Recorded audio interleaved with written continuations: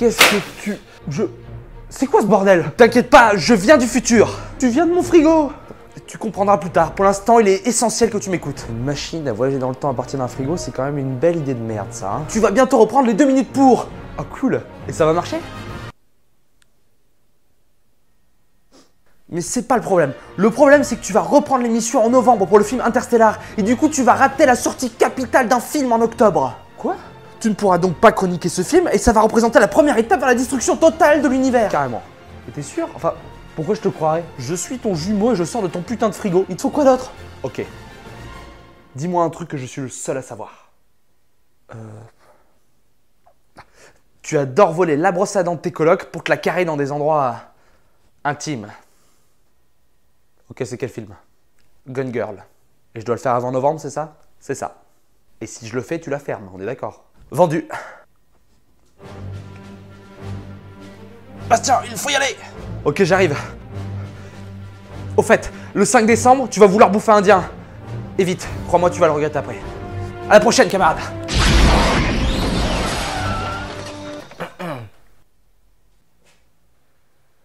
Ça fait longtemps que t'es là? Tu fais quoi avec ma brosse à dents en fait? Alors toi, un mec sort du frigo, c'est tout ce qui t'intéresse, quoi. Je sais pas moi. Tu sais pas.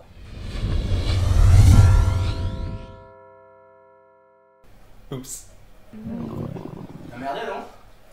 Attends, il a dit que si je faisais pas l'émission, ça provoquait la fin du monde. Mais si je fais l'émission un peu après, ça fait quoi? Ça fait une petite fin du monde. Ok, va pour une petite fin du monde alors. Voilà, merci à tous d'avoir suivi cette intro justificative ultra pompeuse qui servait juste à dire que j'avais prolongé un peu trop mes vacances d'été concrètement. Bref, ne m'en veuillez pas, mais je ne pouvais pas finir l'année sans évoquer l'un des meilleurs films de 2014 réalisé par le maître David Fincher. Donc aujourd'hui, j'ai 2 minutes pour vous convaincre d'aller voir ou d'attendre qu'il sorte en DVD, puisque de toute façon ça va pas trop tarder, ce film-là. Man of my dreams. This man of mine may kill me. What about my son? Nick! This man may kill me. In her own words, this man may truly kill me. You ever hear the expression, the simplest answer is often the correct one? Actually, I've never found that to be true. Et normalement, quand les gens entendent David Fincher, ils pensent tous directement à Alien 3, Seven, The Game, Fight Club, Panic Room, Zodiac, Social Network et Millennium. et maintenant Gone Girl. Et vous savez ce qu'il vient de faire ici? Il vient de citer toute sa filmographie.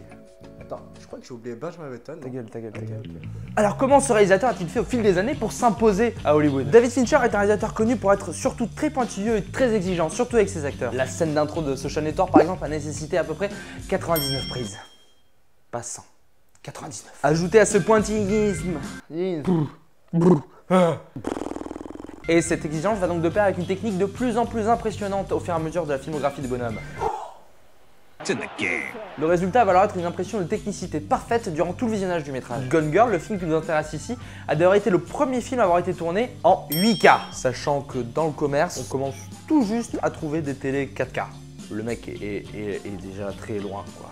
Le 8K servait surtout ici à Fincher pour tourner des scènes en basse lumière, ce qui fait que les scènes de nuit de Gone Girl sont quand même super impressionnantes visuellement. Le résultat de tout ça va alors être des films nets, sans bavure, précis, sans bout de gras.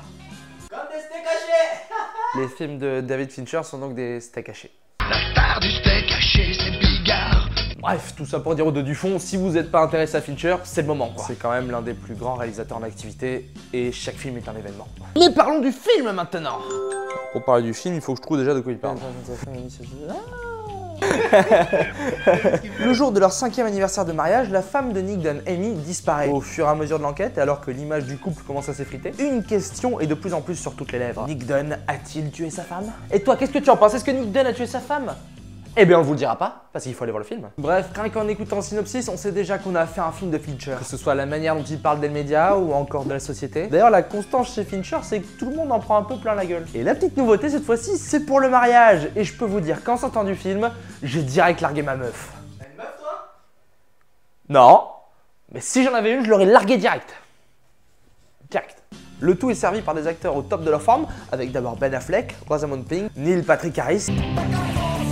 En conclusion, Gone Girl est bien un film de Fincher comme on aime aller voir depuis Zodiac, à savoir d'un côté une maîtrise absolue du montage et de la réalisation, et d'un autre côté une gestion hallucinante de ses acteurs. Chaque film de Fincher étant au mieux un chef-d'œuvre, au pire un très grand film, celui-ci ne déroge bien évidemment pas à la règle. Et ce serait quand même sacrément dommage de passer à côté. Bref, n'hésitez pas et jetez-vous sur ce super film, croyez-moi, vous ne le regretterez pas.